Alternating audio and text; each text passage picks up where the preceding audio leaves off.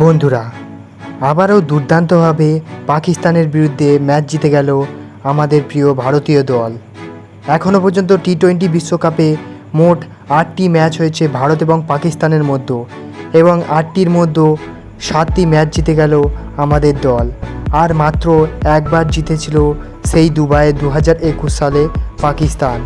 তবে গতকাল ম্যাচটি কামব্যাক করিয়েছে ভারতীয় দলের বোলাররা, যেখানে ভারত ব্যাটিং করতে গিয়ে 120 রানে অল আউট হয়ে গিয়েছিল।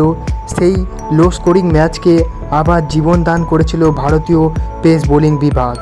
আর গতকাল বুমরা তো অনবদ্য বোলিং করলো এবং বল হাতে আগুন ঝরিয়ে দিল। গতকাল ভারত 6 রানে ম্যাচটি জিতলেও 13.4 ওভারে একটি বিরল ঘটনা ঘটেছিল গতকালের ম্যাচে। আর বন্ধুরা, ম্যাচটি শেষ হওয়ার পর রোহিত শর্মা বেশ বড় বয়ানও দিয়ে দিল ম্যাচটি সম্পর্কে।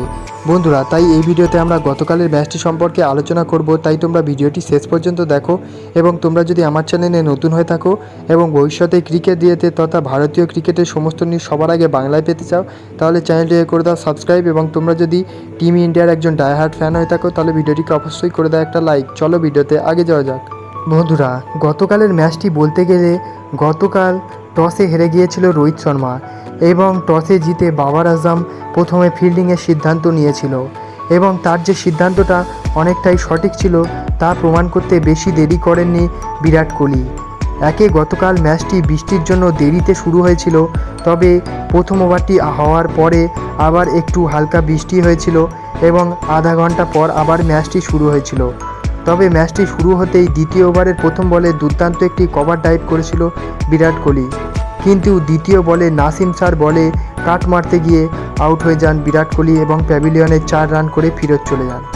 এখনও পর্যন্ত টি-20 ওয়ার্ল্ড কাপে বিরাট কোহলি পাকিস্তানের বিরুদ্ধে এটাই সর্বনিম্ন স্কোর ছিল। বিরাট কোহলির পাশাপাশি রোহিত শর্মাও গতকাল সেইভাবে বড় ইনিংস খেলতে পারেননি।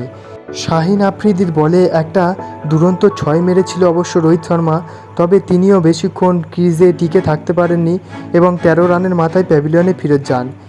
এরপর দুই মহারথী আউট হয়ে গেলে 3 নম্বরে ব্যাটিং করতে নেমেছিল ঋষভ পান্থ এবং তার যথোপযুক্ত সাথ দিয়েছিল অক্ষর প্যাটেল।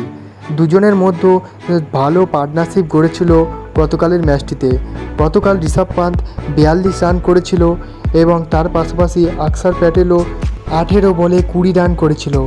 এক সময় যখন মনে হচ্ছিল ভারতীয় দল দুরন্ত ছন্দে ব্যাটিং করছে এবং হয়তো তারা 160+ স্কোরও টার্গেট রাখতে পাকিস্তানের সামনে, তবে হঠাৎই ব্যাটিং কোলাপস ঘটল গতকালের ম্যাচটিতে ভারতীয় দলের ব্যাটিংয়ে। আর দুরন্তভাবে কামব্যাক করেছে পাকিস্তানের বোলাররা। মোহাম্মদ আমির গতকাল দুরন্ত ছন্দে বোলিং করলো এবং ভারতীয় সমস্ত ব্যাটারদের নিঃস্ব করে দিল, এবং শেষ পর্যন্ত আর্শদীপ এবং সিরাজ কিছু রান কন্ট্রিবিউট করে ভারতীয় দলকে 119 রানের একটি সম্মানযোগ্য স্কোর রাখতে সাহায্য করেছিল। এরপর ছিল বোলিংয়ের পালা। বোলিংয়ের তৃতীয় ওভারে বুমরার বলে রিজওয়ান একটি ক্যাচ তুলে বসেছিল, তবে ক্যাচটি ধরতে অক্ষম ছিল শিবম দুবে। এরপর অবশ্য ভারতীয় দল আর পিছনে ফিরে তাকায়নি। বুমরা পরবর্তী ওভারেই একটি উইকেট নিয়ে নিয়েছিল বাবার আজমের। গতকাল বুমরা বল হাতে আগুন ঝরিয়েছে। বুমরা সেই পুরনো ছন্দেই দেখা যাচ্ছে এবং এখনও পর্যন্ত বুমরা বিশ্বকাপের ইতিহাসে তার বেস্ট বোলিং ফিগারটি গতকালই করে ফেলল পাকিস্তানের সামনে। 3টি বড় বড় উইকেট নিয়ে ভারতকে ম্যাচটি জিততে সাহায্য করেছে বুমরা। বুমরার পাশাপাশি ভারতের অন্য সব বোলাররাও ভালো পারফরমেন্স করেছে এবং বিশেষ নজর কেড়েছে হার্দিক পান্ডিয়া। ব্যাট হাতে সেইভাবে না চললেও বল হাতে দুটি ক্রুশিয়াল উইকেট নিয়েছিল বুমরা, এবং সবচেয়ে বেশি গতকাল নজর কেড়েছে আমাদের উইকেট রক্ষক ঋষভ পান্থ, যেখানে ব্যাট হাতে 42 রানে কন্ট্রিবিউট করেছে এবং কিপিংয়ের সময়ও দুরন্ত ছন্দে ছিলেন তিনি এবং তিনটি দুর্দান্ত ক্যাচও ধরেছিলেন তিনি। এবং সমস্ত বোলারের দুরন্ত পারফরমেন্সের জন্যই মাত্র 119 রান করা সত্ত্বেও শেষ ওভারে আর্শদীপ সিংয়ের হাতে ডিফেন্ড করার জন্য 18 রান ছিল, এবং আর্শদীপ সিং শেষ পর্যন্ত 6 রান বাকি থাকতেই ইন্ডিয়াকে ম্যাচটি জিতিয়ে দিল। আর গতকালের ম্যাচটি জিতে রোহিত শর্মা বেশ খুশি এবং পাকিস্তানকে হারাতে পেরে তিনি বললেন যে তাদের কনফিডেন্স অনেকটাই বাড়বে এবং টুর্নামেন্টে আরও ভালো করার ইচ্ছা থাকবে তিনি। বন্ধুরা, এই ছিল আজকের ভিডিও। দেখা হচ্ছে অন্য কোনো ভিডিওতে। ততক্ষণের জন্য বাই বাই।